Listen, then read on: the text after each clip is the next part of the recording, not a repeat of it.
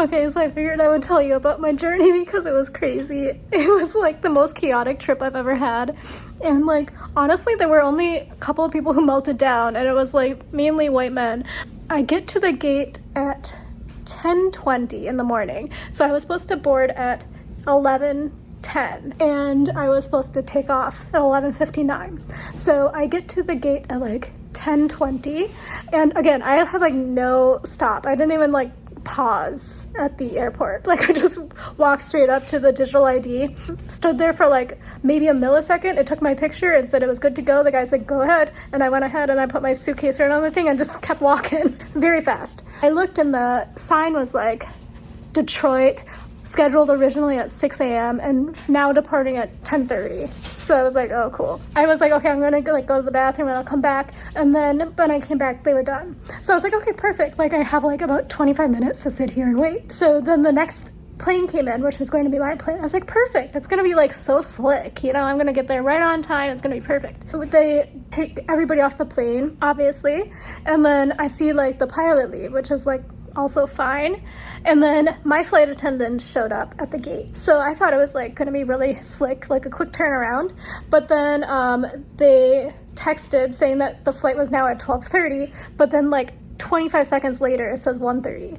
So I was like, oh, okay, that kind of sucks, but okay, whatever. So then I'm still sitting there, and then they sent like the first officer over to like tell us about what was happening, because the gate agents that were there were not for the flight, so they didn't have any info for us anyway, and people were like still getting kind of mad. So people were like trying to negotiate stuff with the gate agent. She's like, I don't even work this flight, I'm just here to answer questions from the people who were getting off the other flight. The first officer came and was like, hey, so just so you know, right when we were like landing, he said it more eloquently, the captain got diverted and he was supposed to fly you to Orlando, but actually he's now flying a flight to Atlanta. They said it was because of weather yesterday or something, and like the flight attendants and the captains and everybody still also not being in the right positions from the shutdown 2 weeks ago on the Microsoft, which is crazy to me. Anyway, I don't know, it's too much maps and math. So then he's like, we're gonna have somebody here, we're calling scheduling at like, they'll be here by 1:30 and we'll have updates, but don't leave the gate because as soon as we know, we gotta get going. And we're like, okay, fine. So I was like literally sitting at the gate since 10:30. Then he comes back at about 1:15 and he's like, hey guys, sorry to be the bearer of bad news, but like we don't have a captain yet. He's like, I've been on a call with scheduling for a long time. I'm like, why is the guy who should be like the second in command for flying the plane calling scheduling? But it's neither here nor there. Maybe that is his duty. So then he was like, just so you know, we're gonna like put it back. We're gonna be at 2 now. So I was like, okay, whatever. So then he comes back at like 2 and is like, we're gonna be at 2:30. They said they found a guy. He's like in the hotel across the street, so he'll be here shortly by 2:30. We want to push it back to 3, but we can't because scheduling won't let us. And that's because then we would be at the 3-hour mark, which means they owe us like compensation or something, like certificates for food and stuff. So anyway, regardless, they push us to 2:30.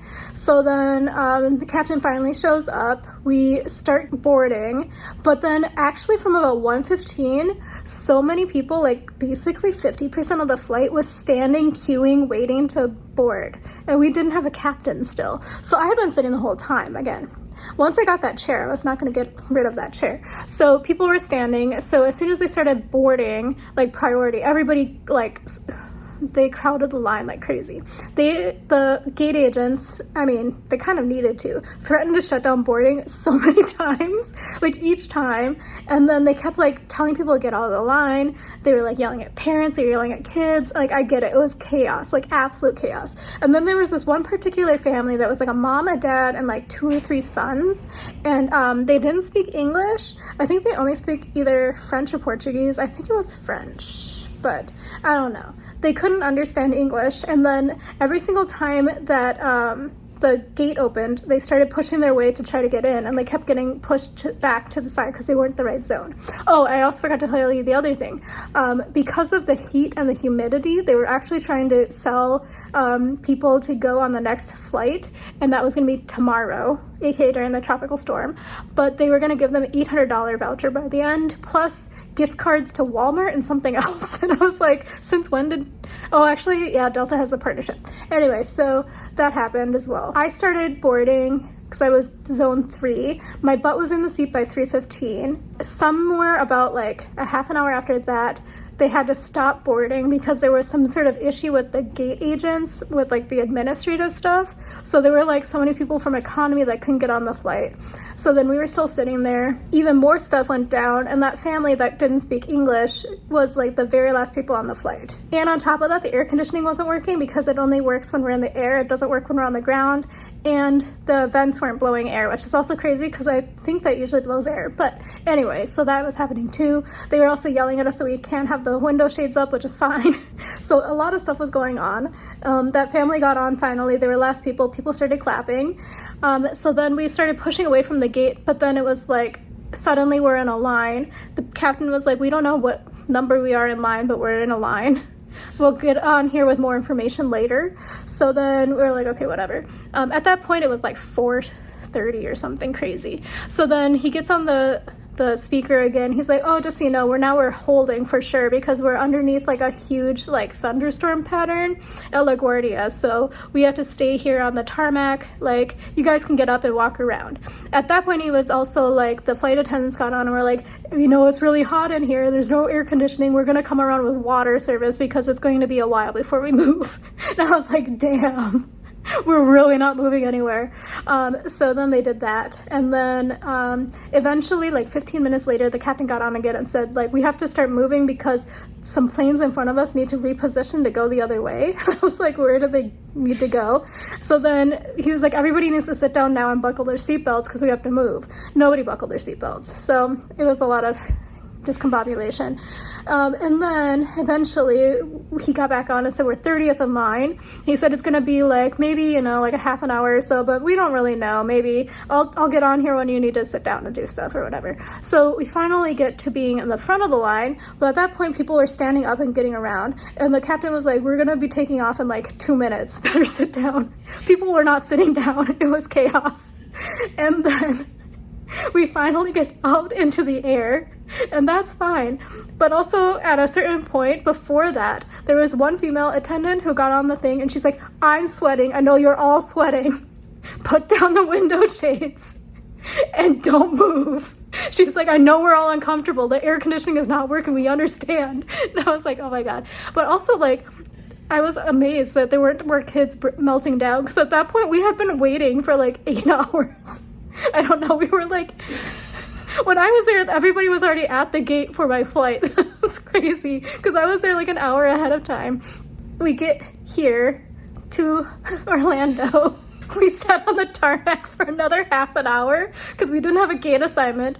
And the gate assignment we got initially, there was a plane at it that wasn't going to move anywhere in a long time. So then they had to get a new gate assignment. So we had to wait another like 15 minutes for another gate assignment. So we finally got another gate assignment, but then we were also in another line of planes, so we couldn't go anywhere until they all moved. So then we finally moved. And then when we get to the new gate assignment, we get there and we have to wait even more because we don't have a gate crew and we don't have a bridge. So we had to wait even more. At that point, like, all of the economy people were pushing their way to the front of the plane. And it was like absolute chaos. There was this British man who was like fighting every single freaking inanimate object in the plane. He was like punching the freaking what are they called, the luggage bins. He was punching headrests. He was like yelling at people for not moving faster.